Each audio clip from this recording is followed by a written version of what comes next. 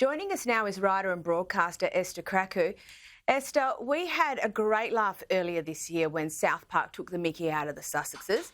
Well, another popular cartoon has taken aim at the couple as well. Look, we'll show you that in a second, but before we get to the clip, why do you think satire works so well when it comes to the Sussexes? I think it's because their life has been so ridiculous. Obviously, being members of the royal family, anything to do with them is obviously big news, but it's the kind of sensationalist way that they left the royal family and have been crying for privacy and have done everything against actually getting their privacy, signing multi-million dollar deals with the likes of Netflix and Spotify. And, you know, it's the embodiment of being famous for nothing. They're kind of like the Kardashians of the royal family, and it's entertaining to watch. And there's so much material for satire when it comes to these two. Well, here's the clip from Family Guy. That's fine, I'll go it alone, just like Meghan Markle and Prince Harry. Sir, your millions from Netflix for no one knows what. Put it with the rest of them.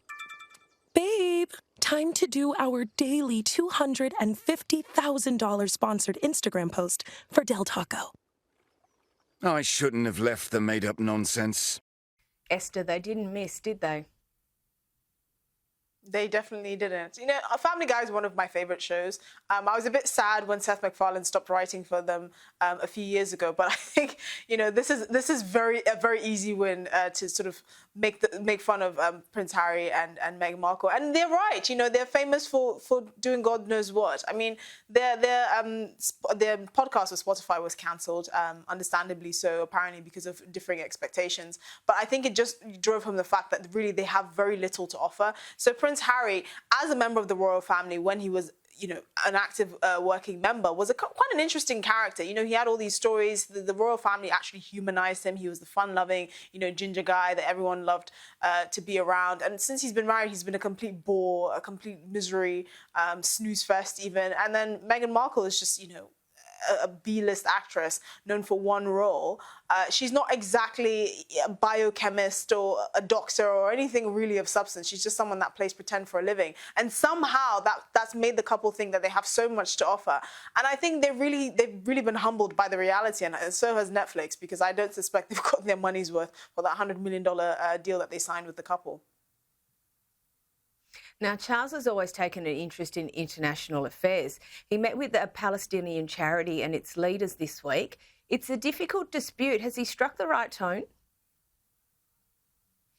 It seems that he has. You know, after the attacks on October 7th, that saw over 1,400 Israelis butchered by Hamas terrorists, you know, the king didn't waste any time coming out to condemn the attacks and obviously showing solidarity with Israel and its victims, and so did Prince William. And it was actually quite an interesting contrast with the BBC that even refused to call the Hamas terrorists, even though they are a designated terrorist group here in the UK and have been so for a few years.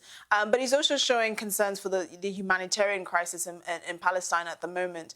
He met with the chief executive of UNICEF, representatives from the British Red Cross and other humanitarian groups.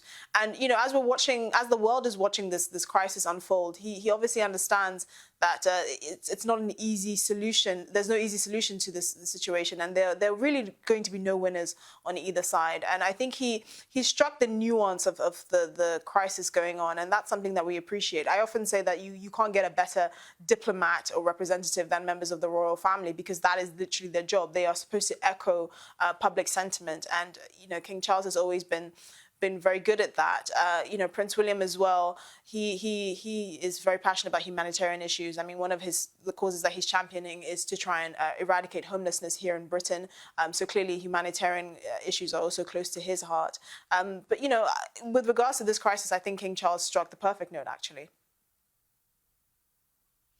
Now, Halloween is a big thing for the Americans, and it's grown in popularity over the years in the rest of the Anglosphere.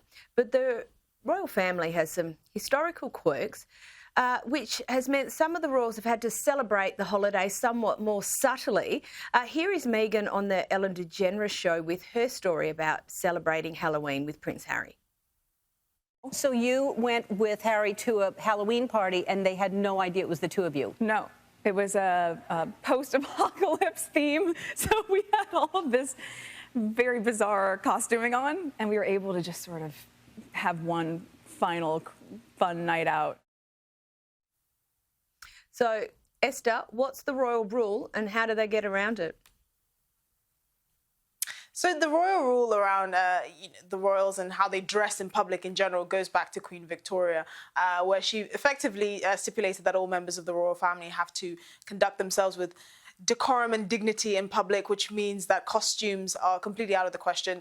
Now, the late Queen Elizabeth actually dressed up as Cinderella at some point before she actually ascended the throne. So it's not like they cannot do it at all, but it was obviously behind closed doors. In public, they have to, be royal and act like they're on the job, because they always are.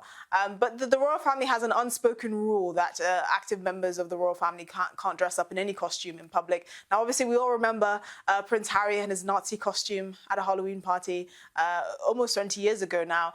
But it's something that the royals have stuck true to. Obviously, Prince Harry and Meghan and Princess Eugenie and I believe Beatrice went to a Halloween party a few years ago, but that was very low-key. It wasn't sort of in any capacity as a working royal, but it has been a rule that they have stuck to for many years. I can't imagine actually seeing King Charles in costume now. So I think it's only certain members of the royal family that would be interested in doing that. But it's definitely an American import. I've been told not to give children raisins for Halloween, lest they bomb my house. I love that. And I love this next one, Esther. Another historical quirk of the royal family. Tell us about how the palace staff changed the royal clocks. So all the clocks in the royal residences have to be changed back. Now that summer is over, the clocks are going back 1 hour. And apparently it's a task that takes 30 hours because there are hundreds of clocks to change.